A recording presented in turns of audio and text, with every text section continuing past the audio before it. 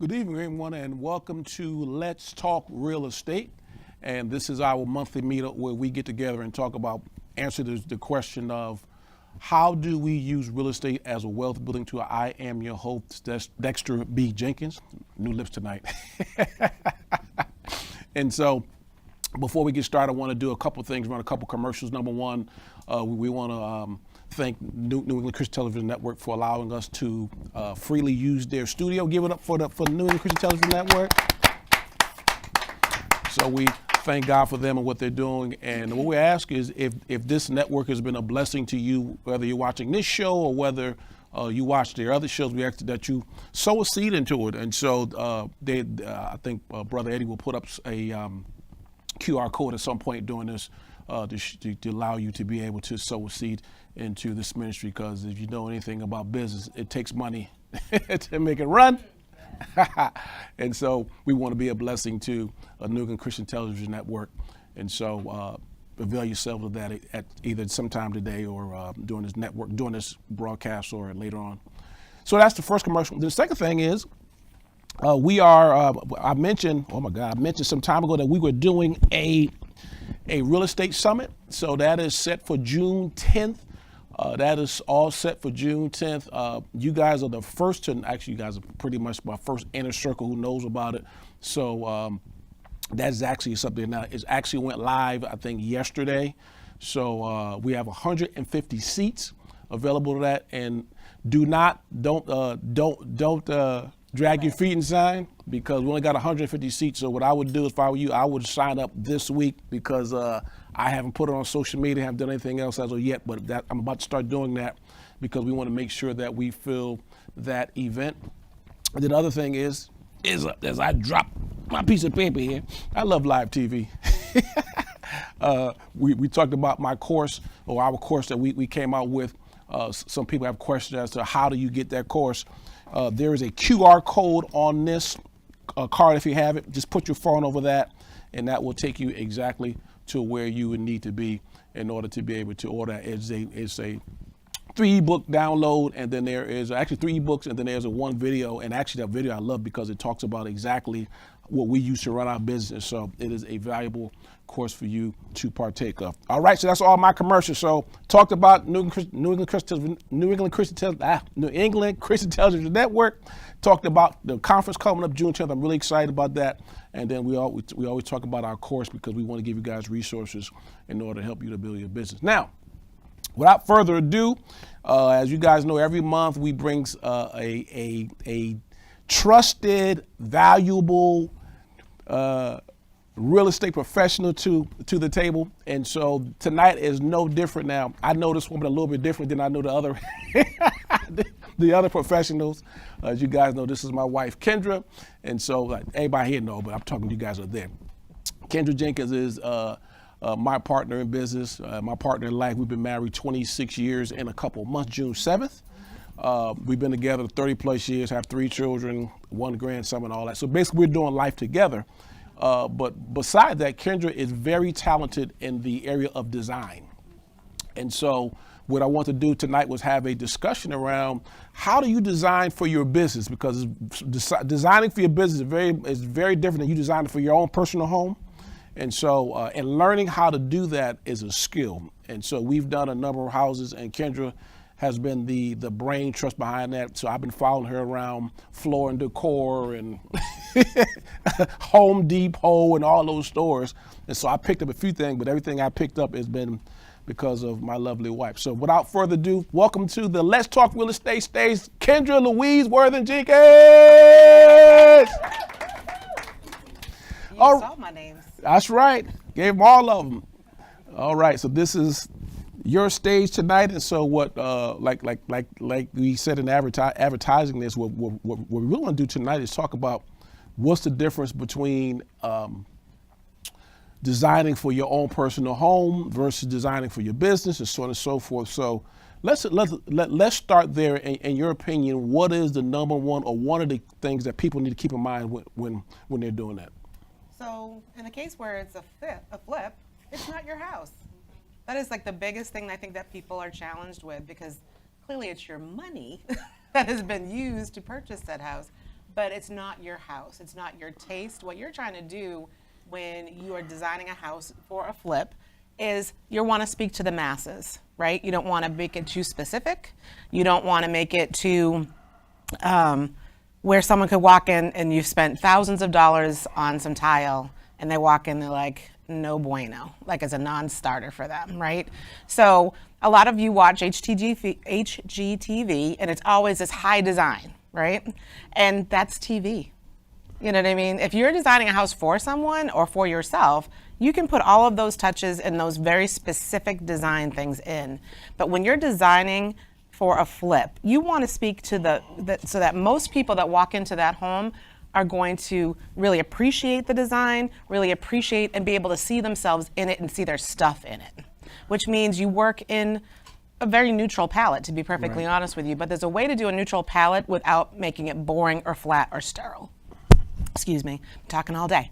And many of the ways that you can do that is through, there's some classic things that never go out of style in design. There's subway tile. There used to be the little subway tiles. Now it's the 4 by 20, the 4 by 20 by 12. And there's different ways you can use that subway tile and patterns to make it look different and make it look more modern and things of that nature. But it's also too, know the house, the era of the house that you're doing. We have an old farmhouse. I'm not putting modern flat front panel cabinets in that house, right? I need to speak to that. We're project managing a house in West Bridgewater. It's an old farmhouse and a lot of acreage. It used to be, when we rolled up on it, it was this ugly brown color. And so we needed to paint it. And so I'm like, this is a traditional home. You have to decide what it is. When you walk into this home, it's a very traditional home. So I, went to, paint as your friend in design. It's one of the cheapest ways to make a giant impact.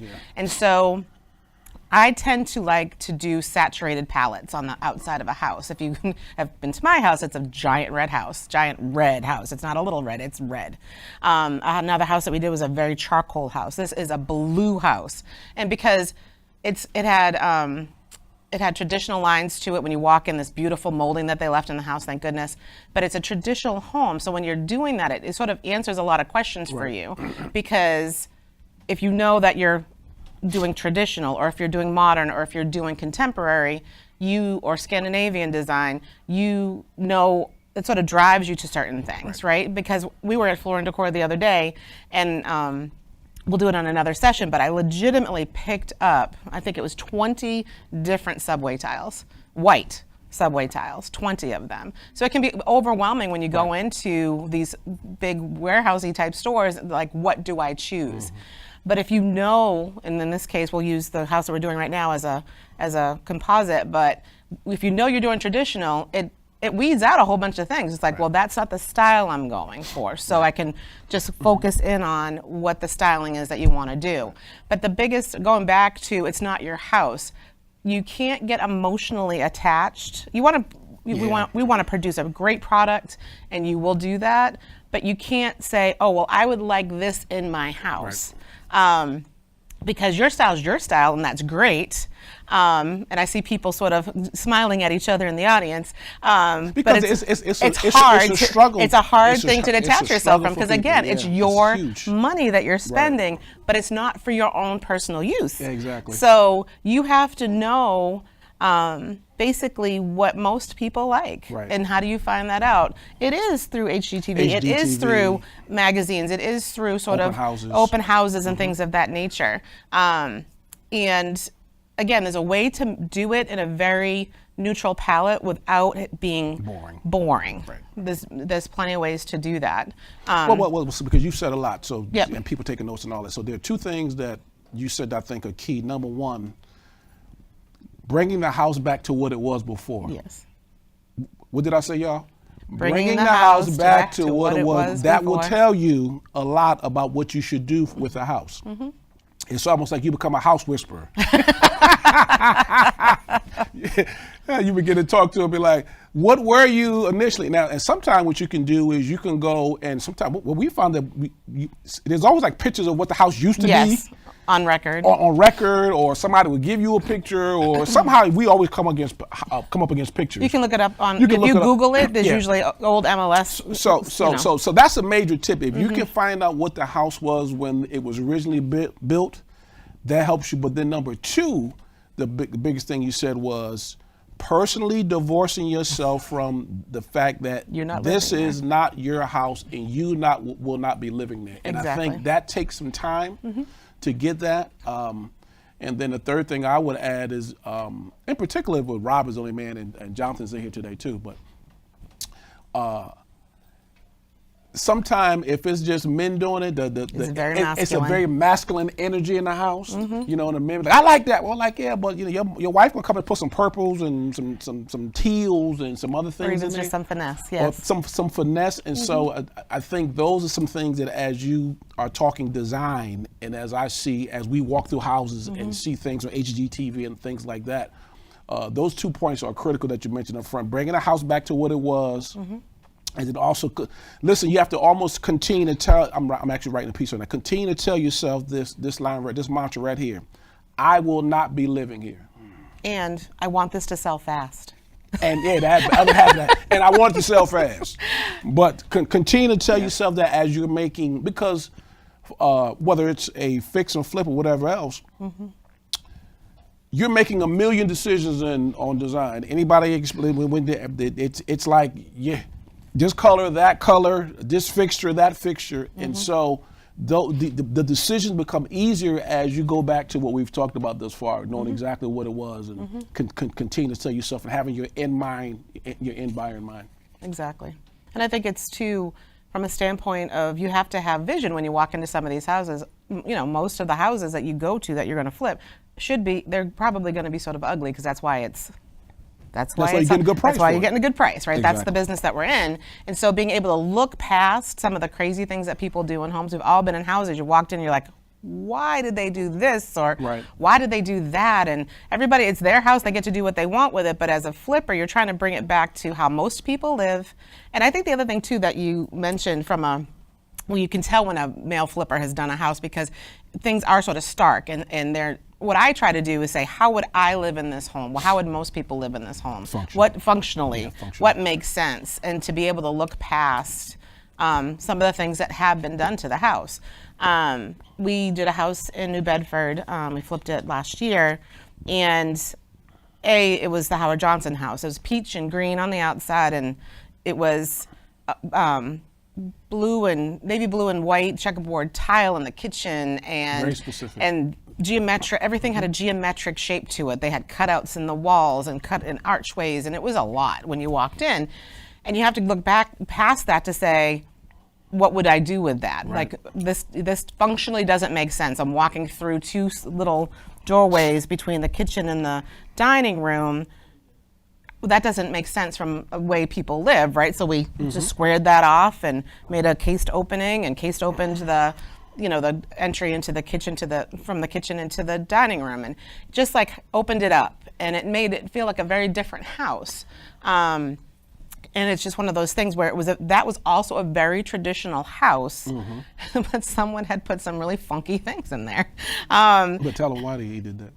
So we found out later, and Eddie can show a picture of it when he has time, of the before and the after on the outside. But this gentleman who owned the house before we did, he was from Cape Verde, and that was the colors of his house in Cape Verde. So that totally translates. So you can see it was peach and green, and then we painted it charcoal gray and I wanted the door to pop on the outside, so that when people were scrolling through MLS, that they would be like, "Ooh, look at that yellow door."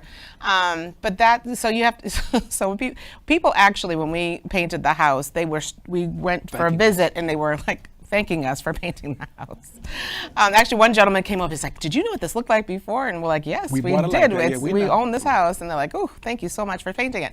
And the other thing about outside colors, just to think about how you even pick an outside color, I stand in the middle, in the middle of the street, and I look around and I see what color the houses are around it. True. And in this particular case, there were a lot of whites, there were a lot of light grays. There were, I'm just like, want to make a statement. It was on the corner, you know what I mean? I wanted it to be bold. And it was one of those things where I'm like, what's a traditional color, and you can go to paint stores and look up the traditional colors. Like you can Google that. What are traditional farmhouse colors? What are traditional early Americana colors? And colonial colors and things of that nature. And so there's a lot of things that sort of that can get answered for you by just doing a quick little search. And so we came up with this, there's no other charcoal gray house. We're going to do this charcoal gray. We're going to do this stark white for the contrast, and we're going to put a yellow doors that we actually did. Every door was yellow all the way around, except for the pop. And it worked. We sold it the first weekend we put it on the market. So and I think one of the things that's critical is, as Kendra was talking about, the community that you're in. We painted that house, but we could have sided. We looked at siding it versus painting it, and really, this is one of the questions we'll look at later on, but you have to get a sense of what community you're going to be in. New Bedford is a very working class, siding. Some houses are painted, but for the most part, a lot of the houses are sided. For sure. And so those are part of your design decisions when you're looking at, what should we do? And there's a lot of it is based off what's already in that neighborhood. And what's acceptable. What's acceptable and all that, because how many of us have gone through a neighborhood and they're just super modern house and this sort of traditional neighborhood, and you're just like, okay, now I'm in Mars. And so sometimes it doesn't make sense. And so one of the tips you want to do is really walk around the neighborhood and get a sense of what is the neighborhood like now? Because you don't want to be that house at the corner like that house was. That was a house on the corner that is sort of like a landmark house.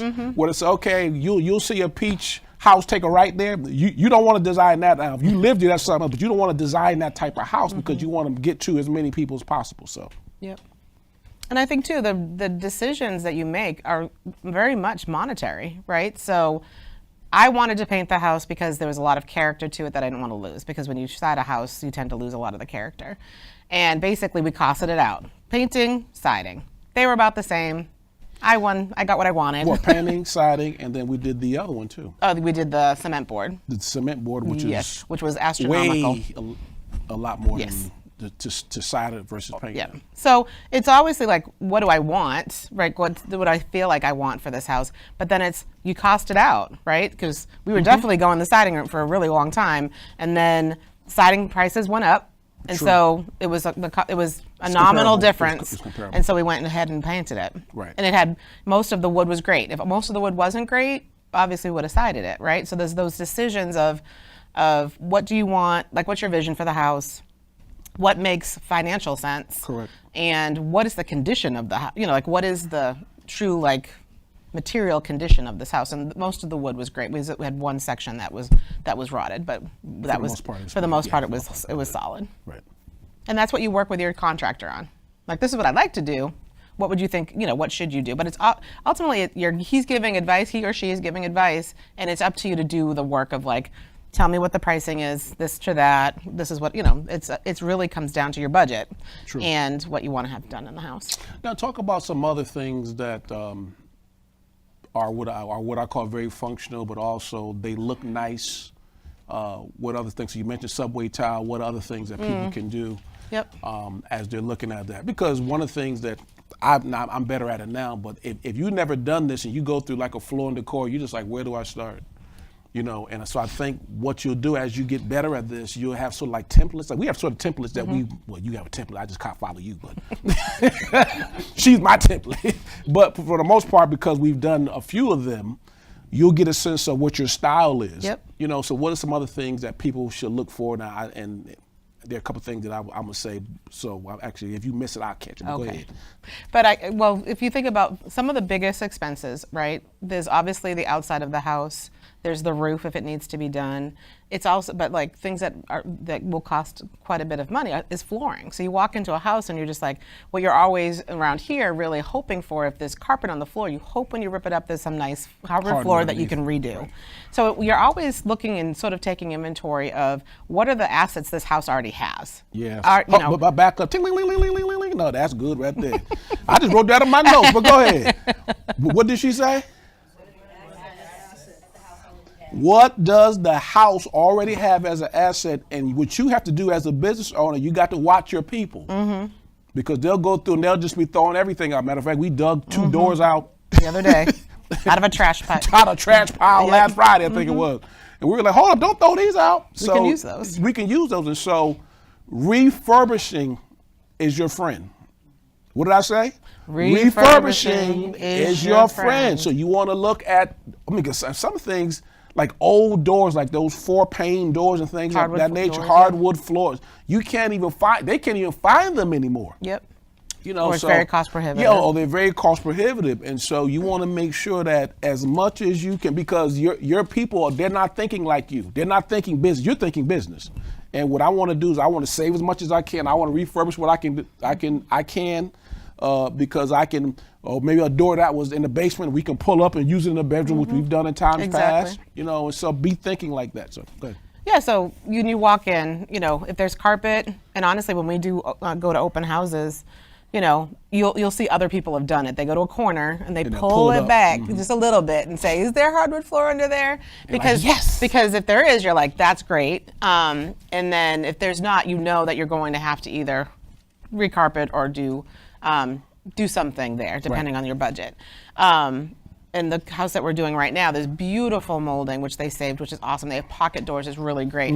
But they ripped out all the flooring in the kitchen and in the bathroom and in all of the other bedrooms. Like, they kept it in the living room and the dining room. They ripped everything else out. So we're gonna keep that, right? And then we get to run beautiful tile, right? All the way through the kitchen, all the way through the bathroom, the back hallway, and then we're gonna carpet the bedrooms, because carpeting is the cheapest thing for flooring, bottom line. And there are 2 camps on carpeting. Me personally, from my house, I would not do it, but this is not my house. So from a budgetary perspective, and a lot of people like carpet in their bedrooms, we are putting carpet into the bedrooms here at this house. We're actually doing the second floor too. With much weeping and gnashing of teeth. It's not what I would prefer. I would not prefer that in my personal home, but from a budget perspective, that's what makes sense. And then in this case, carpet is also a really good noise canceling. So we're putting it upstairs also because there's going to be a bedroom up there. There's going to be people walking around, so it'll help with the noise canceling there too. So again, a decision that, this is not my house. And this is really not my house because we don't own it. We're just project managing it, and it's not our money. But based on the budget, would it have been lovely to run hardwood floors all through it? And would people have walked in and be like, "Oh my goodness, there's hardwood floors everywhere"? Absolutely. They will be super happy with the hardwood floor that's there. They'll be super happy with the tile choice that we make to put in the kitchen. And what we tend to do is make a commitment. You don't have to have 15,000 different floors in your house. If you're going to put it, like we have, the kitchen is a central place in the house, we will have that same tile that runs through the kitchen, the bathroom, the back hallway. It gives you consistency. What happens was sometimes where you see like your eye is floating all over the place because it's like, oh, there's this there and this there. You're trying to keep things that calm houses tend to have less things. When you walk into a house and it's calm, it's because everything sort of flows together. There's not too much to, your eye to dart around on.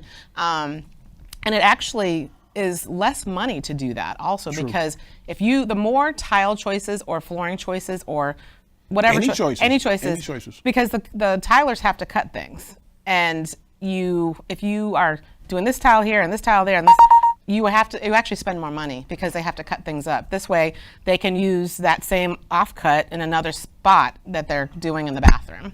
I just like that consistency. We had done a house in Brockton, and from the front door all the way back through the hallway, kitchen, all of it through, we did the same tile. And big tile too. It was huge. It was 24 by 24. And the reason why I did that is our budget was super tight there, and the bigger your tile, the less labor. Right. So when you're pricing tiling out, you ask your contractor, how much tile do I need? And how much you going to charge me to put it in? Right, exactly. So it's the materials and it's the labor. But Right. if you come with a bigger tile, it's less labor because they're covering more square footage with less work. Yeah, I like that. Yeah. So the smaller the tile, the more money. The bigger the tile, the less money. But again, that house, I chose, it was a 24 by 24 format tile is sort of modern. This was not a modern house, but I did it in this gray that looked sort of like marble, and so it looked traditional, right? Even though it was more of a, it was sort of a modern. And to think about that, we had to go do that because originally when we first were going to do it, we were going to keep it, but somehow during the rehab, there was marble in the front hallway, and somebody took it up. Yep. It got cracked somehow, and they ended up taking it up, and then so we had to make another decision. So Yep. one of the things we talk about when you're doing this is making sure that you're always, at least, I believe at least once a week, you should walk your job site. Because things just tend to happen. And so, I don't know who broke this. I don't know where it went. I don't know. My dog, the dog ate the cat, and And so these type of things tend to happen. And so if you don't keep an eye on your business and keep an eye on your things like that happen. But initially we're not going to go that gray. Yeah. But then because of the crack, we had to do that. Yep. Yeah. They should. Yep, absolutely. So you have to be in control of your job site for sure, and hold people responsible because things happen for sure. Yeah. Now talk about. So you talked a little bit. Anybody got any questions based off what we talked about so far? I have a question. Hold on 1 second. Let. I have a question in regards to the job site. What if you're doing something, out of state or a place, and you can't get there? You make them Weekly. FaceTime you. Okay. Yep. Yeah.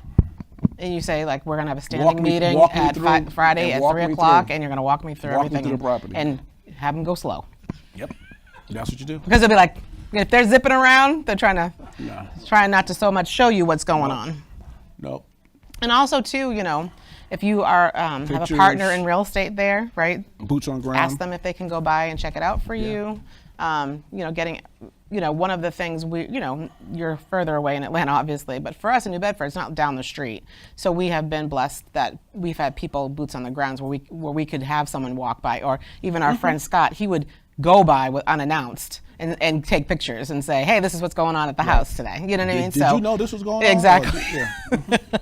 So it's great to just get partnerships where people can go there live. But at the bare minimum, just make sure that they know that you're going to call, that there will be a FaceTime call, and they will walk you through everything that's done weekly. Yeah. And that will, and I would say, especially in that case, because you can't get there, the way you pay them is super important, meaning like when we deal with contractors up here, it's usually they get paid a third, and a third of the total job. I would say that even more importantly for you, when you're doing super long distance, is that you're not paying them too much. And, it might be, as opposed to a third, it might be a fourth, they need to know that you will withhold funds if you're not happy with what's happening. Right. And I think the other thing too, which is interesting in this dynamic, is you want a great partner from a general contractor, plumbing, electrical, whatever, but you need to upfront establish that you're the one in charge. Like that, this is your money, this is your job, and this is the way it's going to go. Right. When someone's trying to dictate to you what they want to do with your money, it's not okay. No. You know what I mean? And I think that I have the benefit of my big tall husband standing next to me at most of these meetings, because I have had situations where they didn't know who I was, or maybe they did. And they were like, yeah, and then he walked in, and he's like, oh, and I'm just like, no, like, you're gonna have to listen to me too. So it's like establishing we want great working relationships, and we don't want it to be contentious, and we've been very fortunate. But it's one of those things where you have to be able to say, oh no, that's not what we're doing. We just had a situation where we had to have some plans drawn up at the house we're project managing, and we met the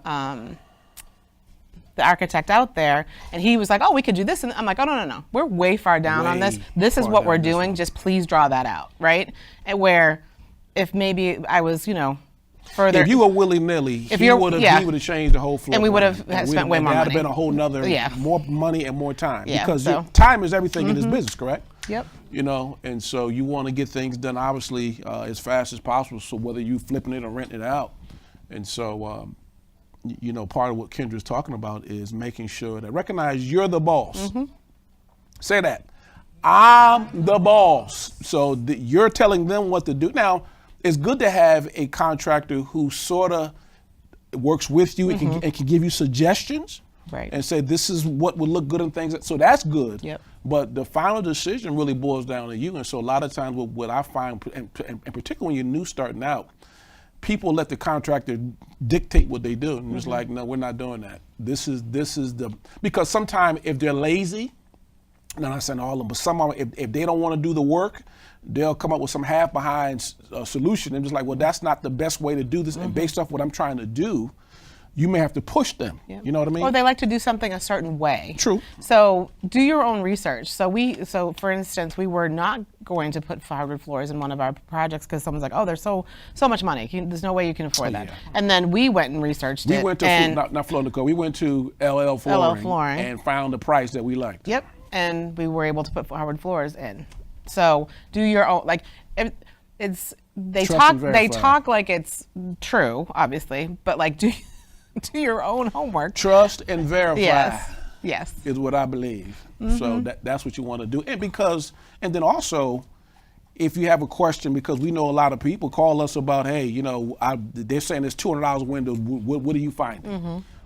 Because of this network and other networks I'm a part of, we can get pretty good prices, things of that nature. And so, don't be afraid to say my contractor says is this, to say, you know what, let me go and see if I could do some research and get something cheaper because cheaper not always the best. Correct. Sometimes it is, sometimes it isn't.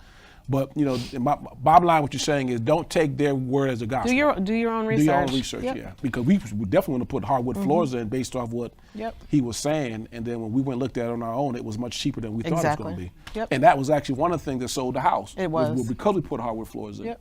So it worked out. It did work out. Yeah. Yeah, because that house actually, we thought we could save the hardwood floors, but they had done so many crazy things to them. They were all different layers. And that's the other thing too. You can go in with a plan. You're going to go in with a plan, right? This is what I think I'm going to do. But then you have to roll with the punches, which I think a lot of people have a hard time with, right? It's just like, I thought this is what we were doing, and now it's changed because different decisions have to be made, right? So for instance, on that particular house, because we were doing the electrical over, the city is trying to get rid of all of the telephone pole or all the poles in the neighborhoods. It was all the electrical wires off the poles. Yeah, so basically we were getting electrical, but it was like attached to the other people's house, which is no bueno. Bootleg back in the day thing that was good back then. That's not good. But they now. made us dig a trench to a new supply, which was way more like we didn't have that in the budget. There was that was not on our radar. Like what you guys had to do. Yeah. Yeah, and so you have to just be ready for different things that will happen, because we definitely had not budgeted for the hardwood floors we had to eventually put in because we had hardwood floors.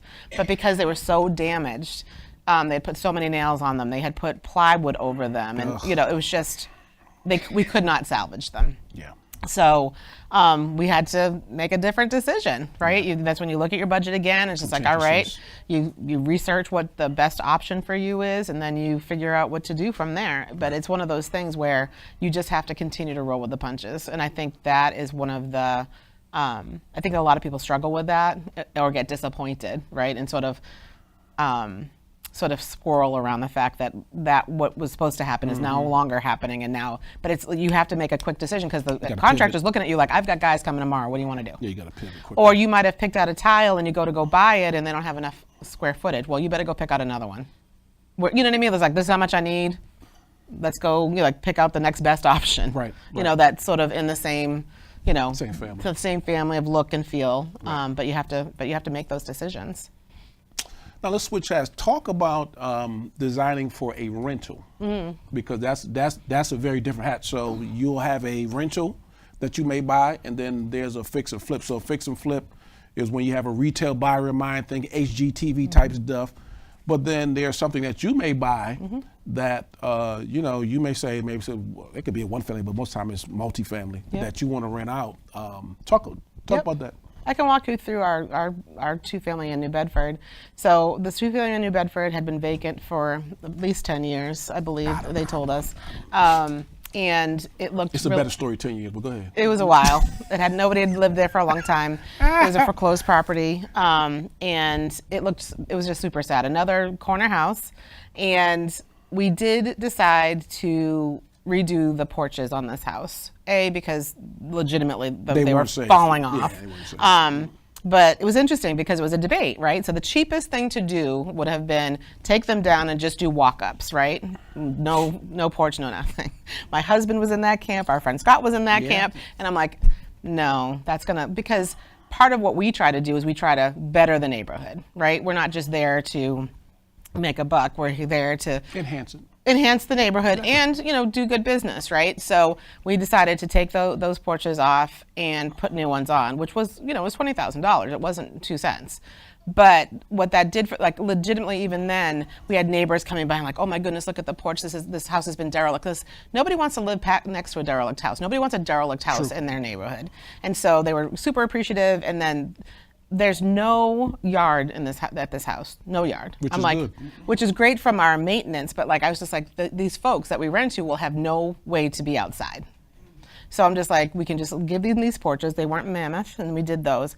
And then what we did inside was great. Fortunately, like on the first floor, the flooring was fine. There was some hideous tile in the kitchen. We legitimately painted over the tile. So you can take, as long as the tile is in good condition, you can paint it. There's this stuff that the contractor will paint on it, and you can paint right over it. Yep.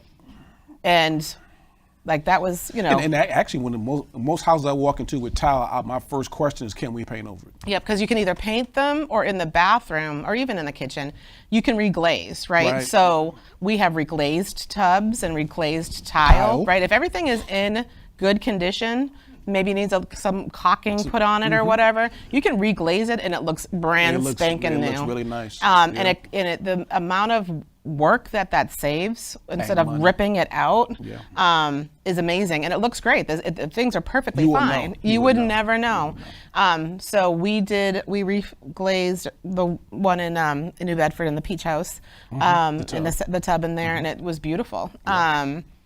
But actually, to reglaze the tub was like $300. It was like no money, and it was in a couple hours. The guy comes, and it came out beautiful. And it came out beautiful. Yeah. I actually convinced our daughter was doing her bathroom over in her house, and I was like, just reglaze it because it's like an old tub, like a really you can't get them like that anymore. And she's like, no, I'm gonna rip it out. And please don't. And then she was so happy that she just reglazed it, from the pricing, but also just it's a really good tub. Yeah. But it goes back to what we talked about earlier.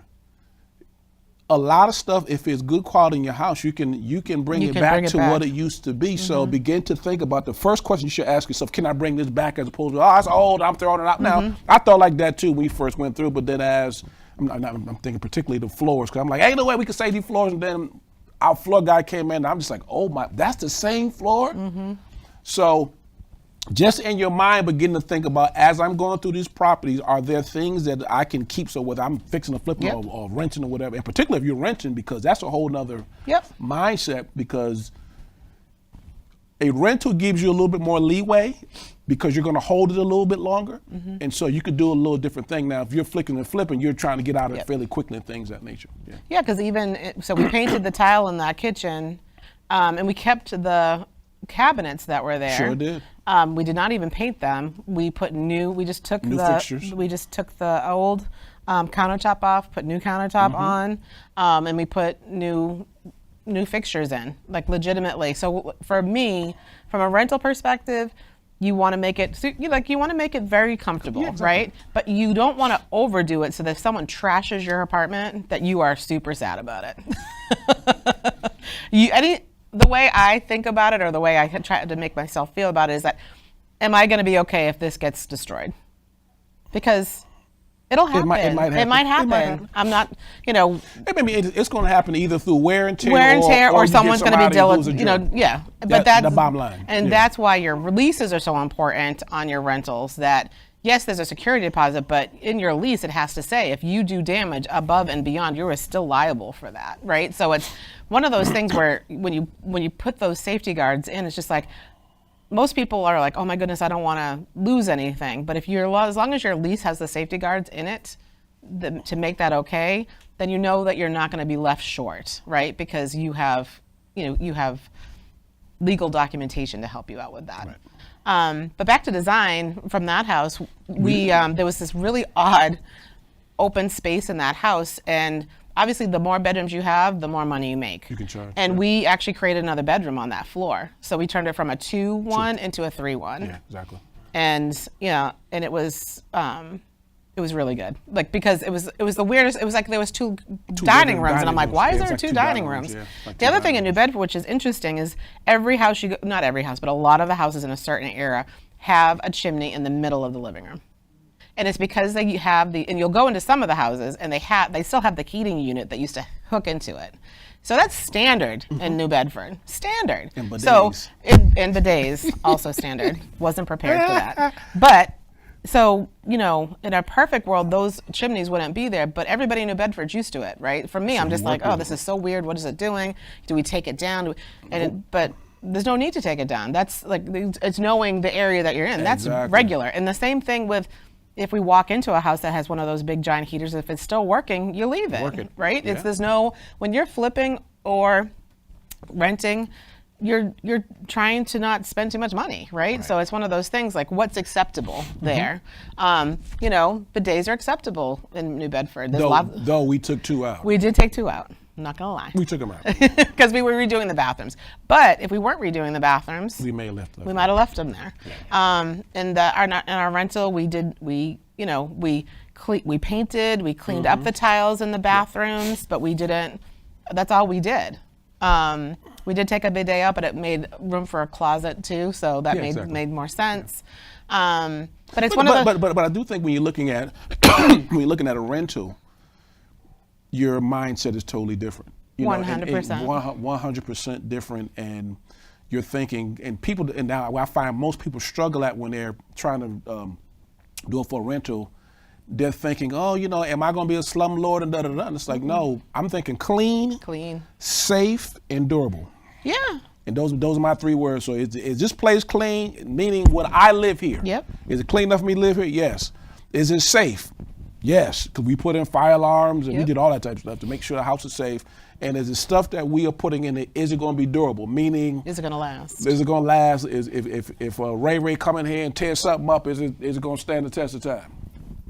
And so that. Yeah, don't try to cheap out on a rental, because don't cheap out. you will pay for it in the end. Because again, yeah. if you use cheap materials, you'll have to continue to redo them over and over and over again. But if you do good quality things, it'll last you, which is great. Exactly. Yep.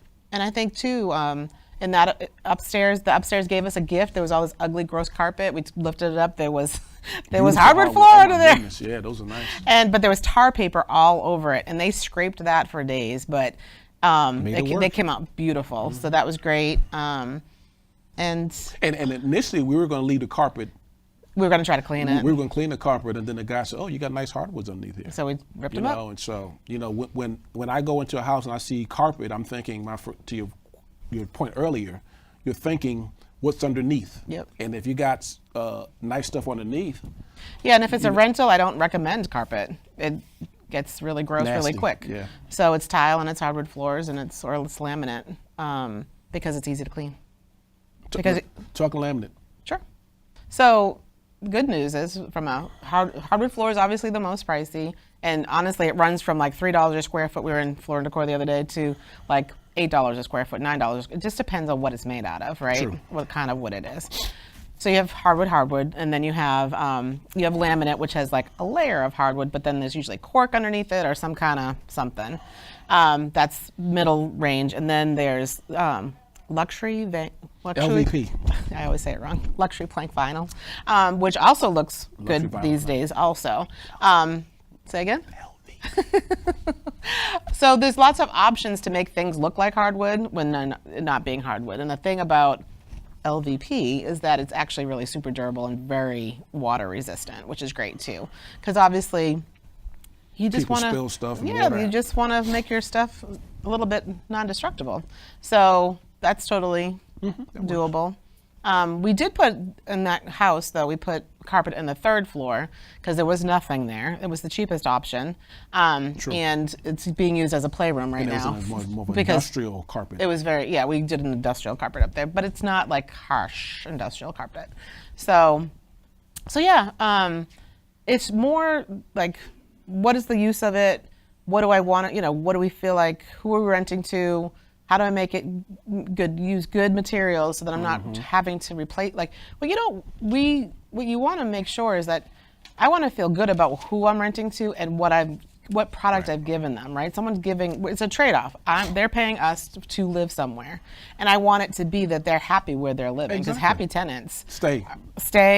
They pay on time, and you can feel good about it. You know what I mean? Like when they call us, we're right over there fixing something, doing whatever we need to do. You know, like there's no like waiting. Right.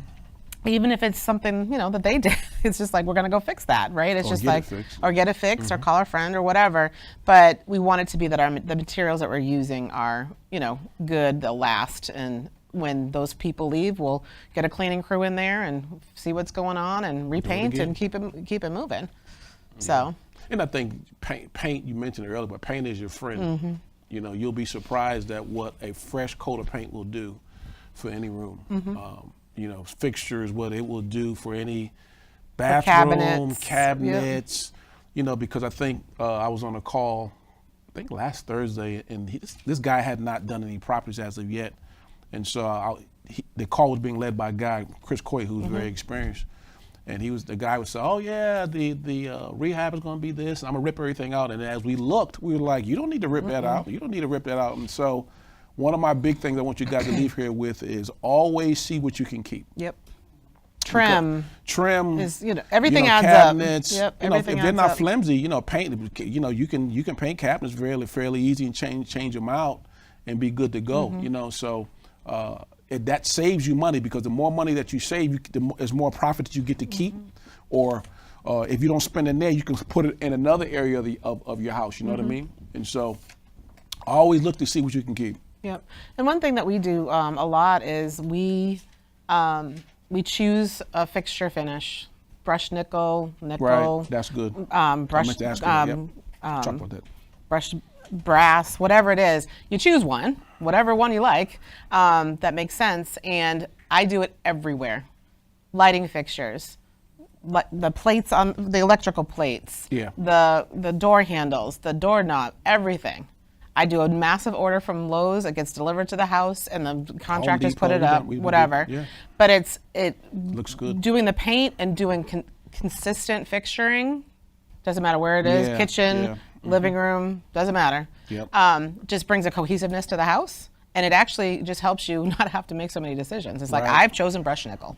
And yes, some people, you'll watch we did all these mixed metals, and that's great. No, you can. And you can, but from whatever doorknob I'm using can be used on any door.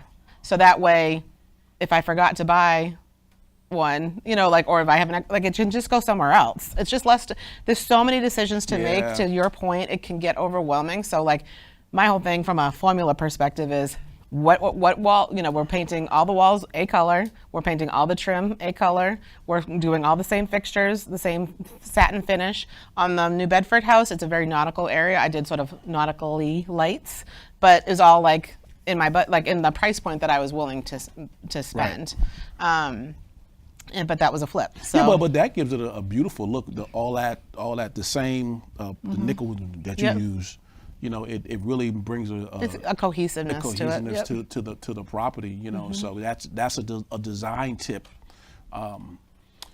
And it because as you do more of these, and I think about this, we go through neighborhoods and you can see that there's the same builder. Yep. You notice the same. He built these this 20 house. houses, He built these 20 houses. Well, they're not making an individual decision on each house. They decided, okay, we got 10 houses that we're making, and then we're putting the same thing in it. So, in order to think more multiplication on the masses, it's the same thing you do it now. Obviously, if it's your own house, that's something different. But as we're talking about whether it's a rental or whether you're fixing and flipping, that's one of the things that allows you to move faster. And the key is you have to move what? As fast as you can. And so the less decisions that you have to make along those lines, the easier it is. Yep. And I will say, be in control of your materials, because usually when you do all of this stuff, you're buying the tile, you're buying the flooring, you're buying whatever. Make sure your contractor knows whatever's extra, put it over here, because we'll do a return. It'll be hundreds of dollars, right? It all adds up, is what I would say. And so, be mindful of your inventory. Be mindful of making sure like, oh, you guys are done. Where are all the extra boxes? And taking Right. that stuff with you and returning it, because that all goes to your bottom And line. even I'm thinking about the house that we did.